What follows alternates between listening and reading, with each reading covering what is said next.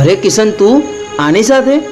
હા, તું આની સામે ખોટો કલર કરાવવા ગયો, પણ એમાં તારો જ કલર થઈ ગયો અને તારા કલરમાં ને કલરમાં મારો મેળ પડી ગયો.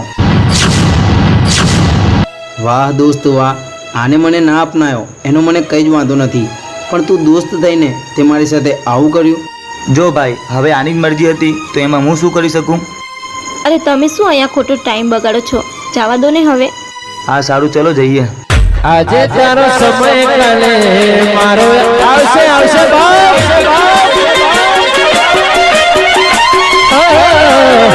આજે તારો સમય કાલે મારો આવશે આજે તારો સમય કાલે મારો આવશે.